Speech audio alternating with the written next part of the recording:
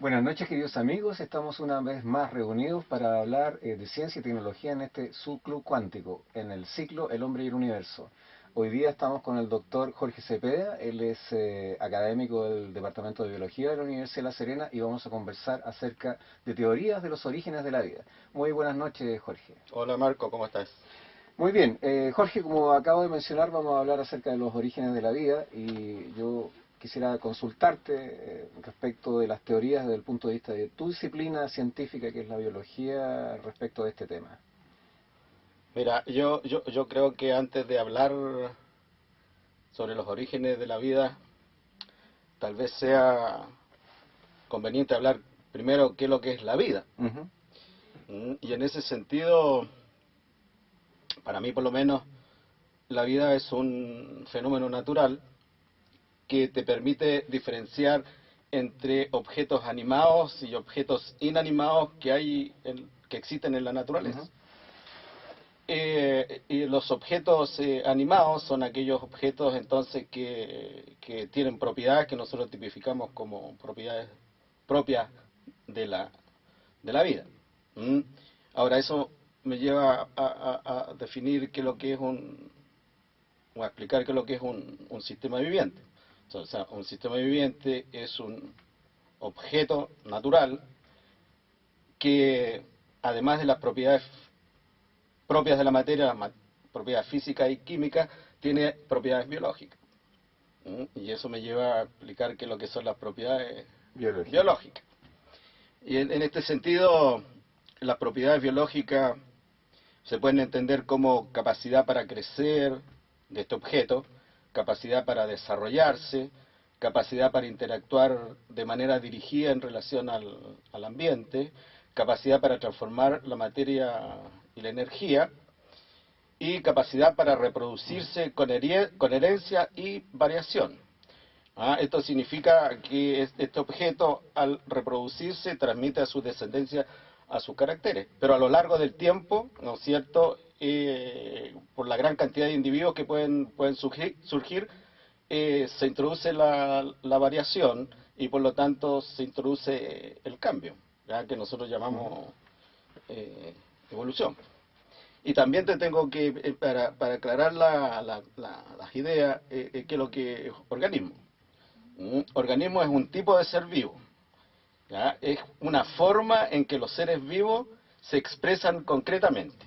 Por ejemplo, tú y yo somos seres vivos, pero además somos organismos.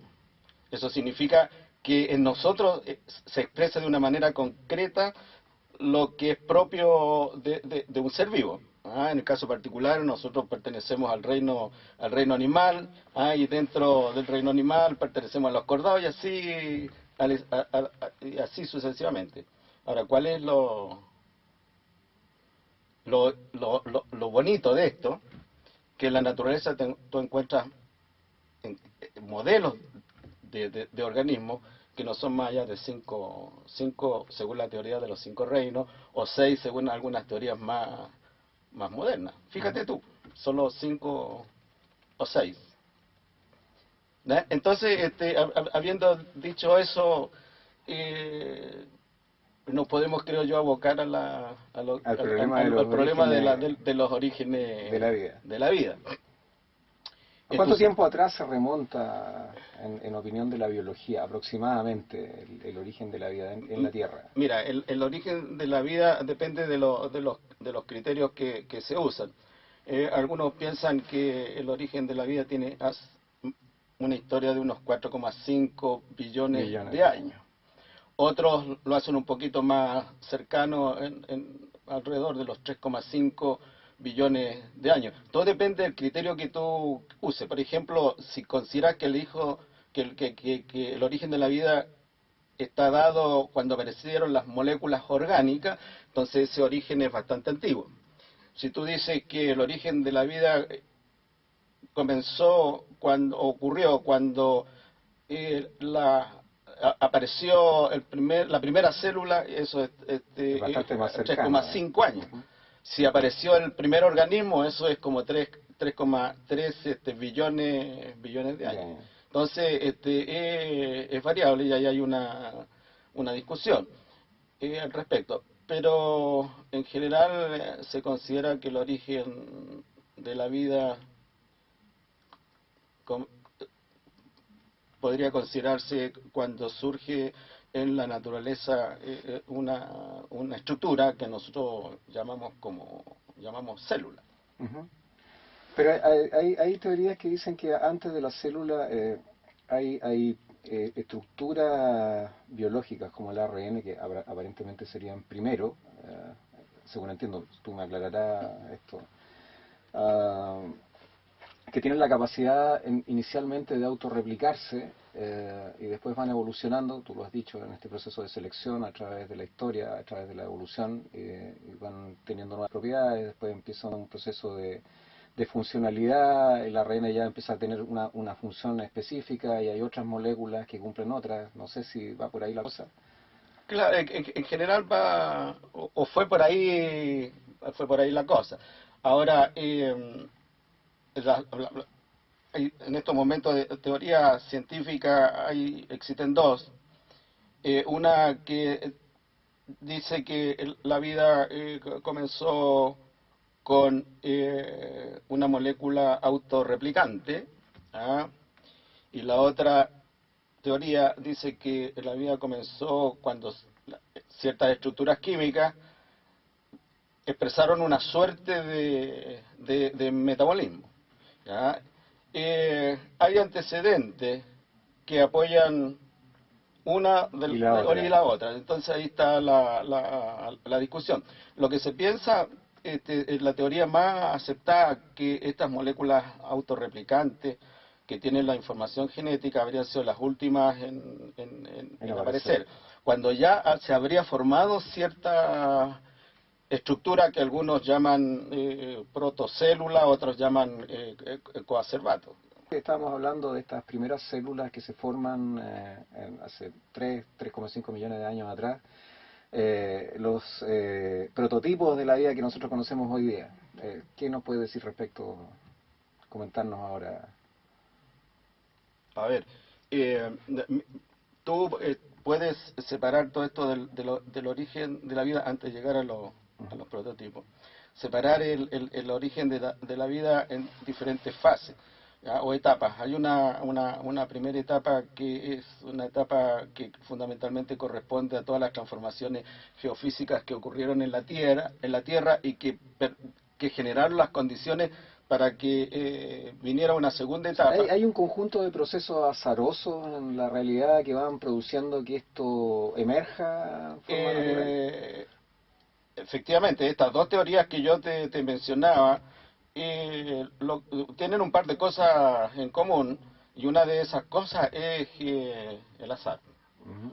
Aun cuando dicen que la probabilidad de ocurrencia muy baja, pero sin embargo Las se habrían condiciones dado necesarias. las condiciones. Ahora, esas condiciones ya vendrían a ser producto de los cambios geofísicos que ocurrieron en la Tierra, le llaman la Tierra primitiva, y después los cambios químicos que Químicos. ocurrieron. O sea, en el fondo, en ese periodo del origen de la vida, o el producto vida es el resultado de procesos físico-químicos, químico-orgánicos, termodinámicos. Ujú. ¿Mm?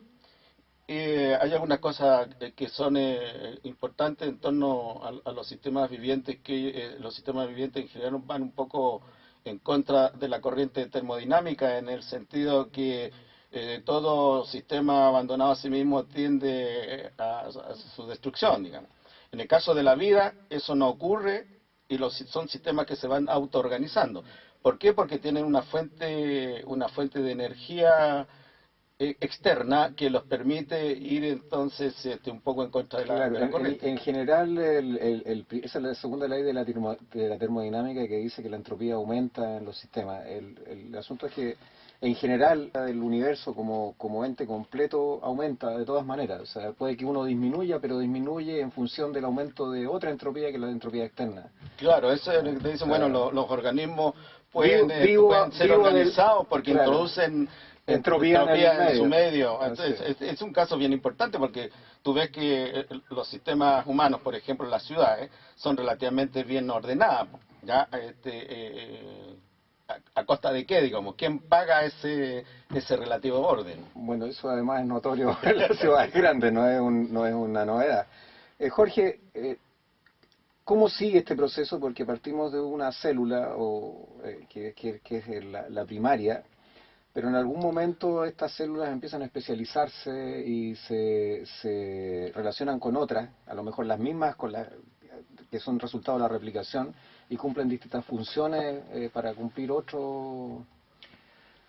Claro, Ahí, ahí viene la última fase, que es la fase biológica propiamente tal, y que se conoce con el nombre de la evolución biológica, es decir, aparece una célula que obviamente no existe en la actualidad, esa célula, es una célula primitiva.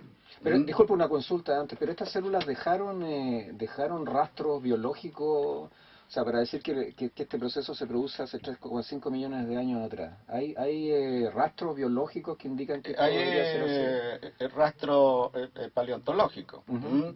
Ahora, estas células primitivas corresponden a bacterias y no siempre es fácil asignar una estructura que puede ser interpretada como cualquier cosa. Entonces, a veces ciertos hallazgos son presentados como fósiles correspondientes a organismos Y podría no muy serlo. básicos, muy primitivos, y aparecen en los contraargumentos que no, ¿ya? Ujú. Pero sí se han encontrado algunos restos que tienen una antigüedad de más o menos 3,6 billones de años. Entonces, y aparentemente ya no hay duda que esos corresponden entonces a las bacterias primitivas, digamos, Es los decir, esto no es organismos. solamente especulación, sino que hay un soporte experimental que es Claro, importante que avala estas teorías. claro, hay una evidencia paleontológica ya, en ese sentido.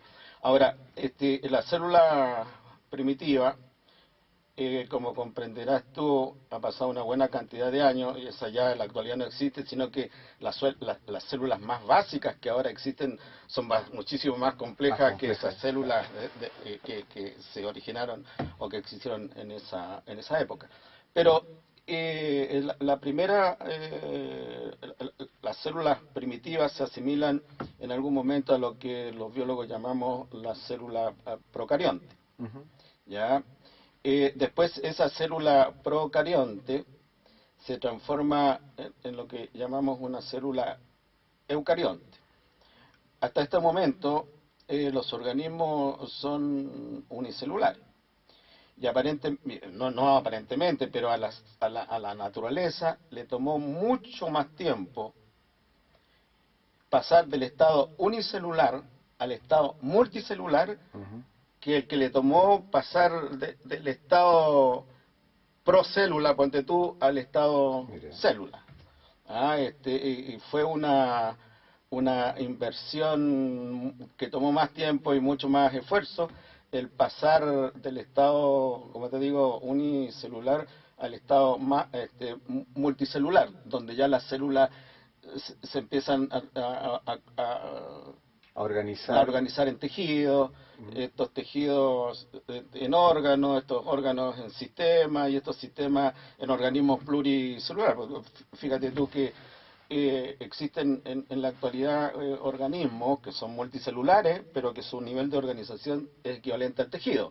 ¿Ya? El primer nivel de organización multicelular. Hay otros organismos que son un poco más complejos y que están asociados al nivel órgano y así Así sucesivamente. sucesivamente. Eh, ¿Por qué es importante en ciencia saber respecto de los orígenes y en particular en este caso respecto de los orígenes de la vida? ¿Y a quién le interesa además? Mira, a ver, ¿a quién le interesa? El origen de la vida ha sido preocupación del ser humano muy tempranamente. La primera explicación sobre el origen de la vida es de carácter mitológico. Las culturas, las culturas primitivas explicaban el origen de la vida en función o en base a mitos. Después viene la explicación religiosa. Las distintas religiones asignan el origen de la vida a un ser superior o a un Dios. Pero también ha sido preocupación de filósofos, además del mundo de la religión y además del mundo de la ciencia. Ahora, ¿y por qué es importante para la ciencia? Porque es una pregunta fundamental, pues. ¿Cómo se originó la vida? Es la misma equivalente a la pregunta de cómo se originó el universo, Ujú. o cómo se originó el ser humano, o a dónde va el ser humano, o a dónde va la vida en este tipo de cosas. Puede también tener algunas implicancias de carácter práctico, porque en la medida que tú puedas comprender aquellos procesos básicos que dieron origen a la vida, puedes tal vez crear vida artificial. ¿Qué posibilidades reales hay actualmente de crear vida? Sobre todo con la decodificación del código genético, etcétera. Mira, los científicos están bastante optimistas en que se pueda crear vida artificial. No una vida compleja, ¿no? Sino una vida, en estos momentos el estado de la ciencia en esa materia, tal vez una vida relativamente simple, pero ya no se ve como No es una un mito, barrera. no es una imposibilidad. No es una imposibilidad. Bueno, ya se han creado proteínas, se ha sintetizado en algunos laboratorios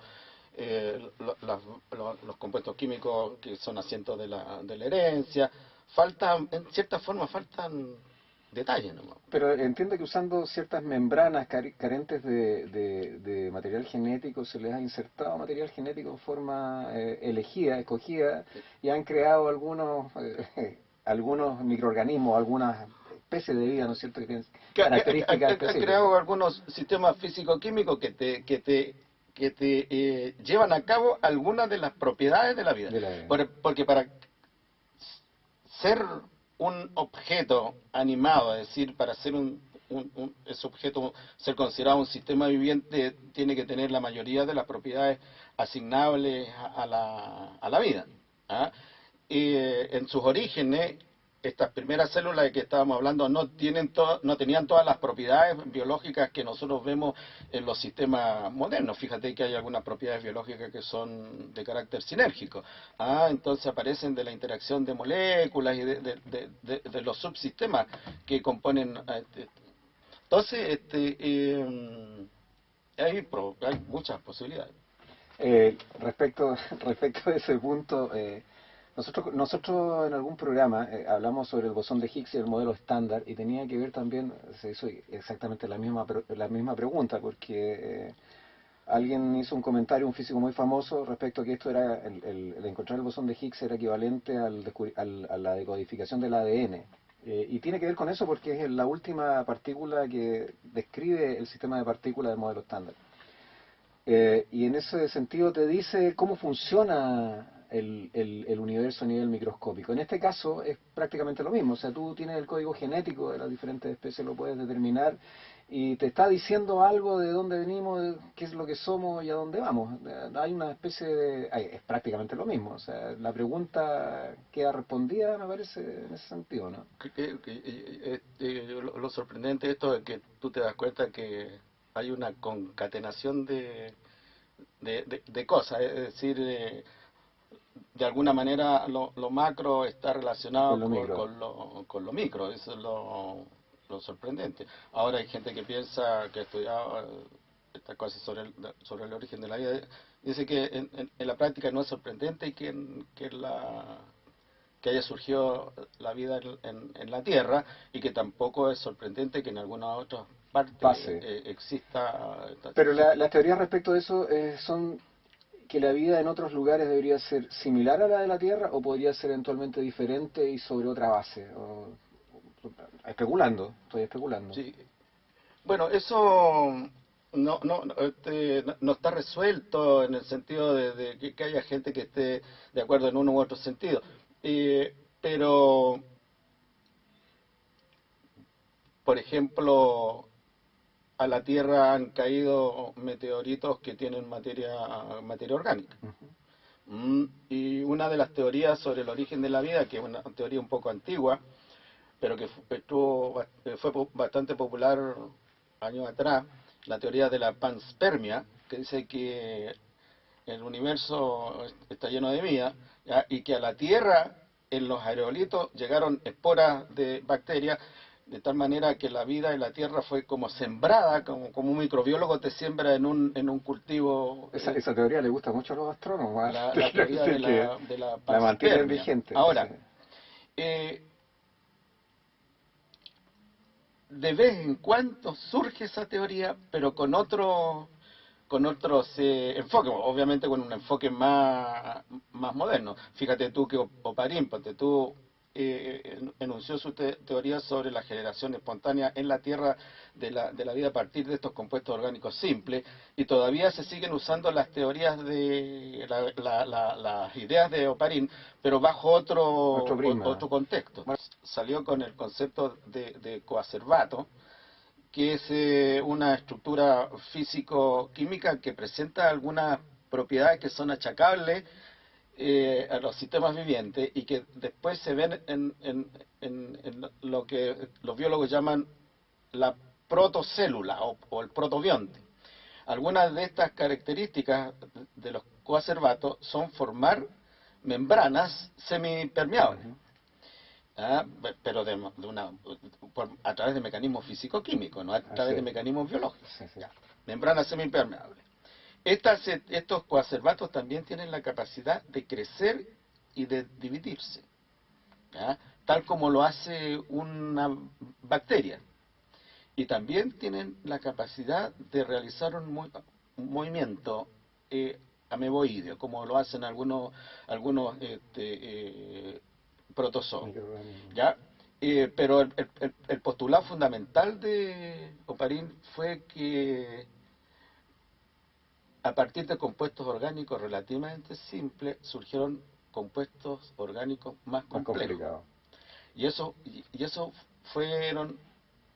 ideas fueron tomadas por dos investigadores norteamericanos, Miller y Urey, que en laboratorio hicieron experimentos.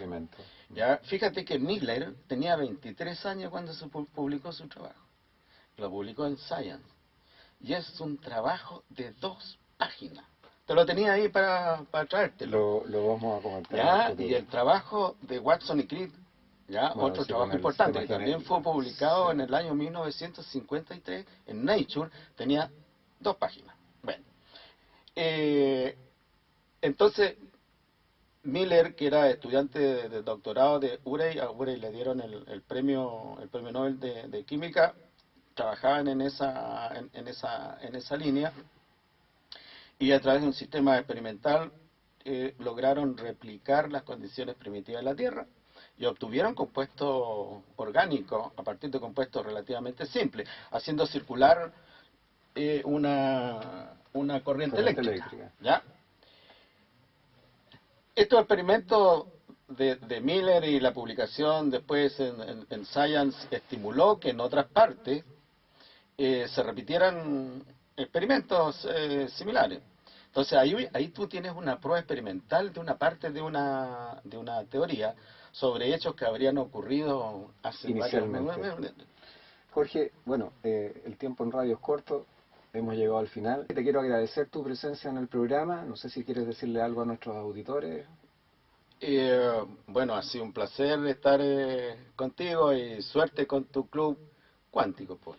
No, gracias a ti, Jorge, nos encontramos en 15 días en su club cuántico.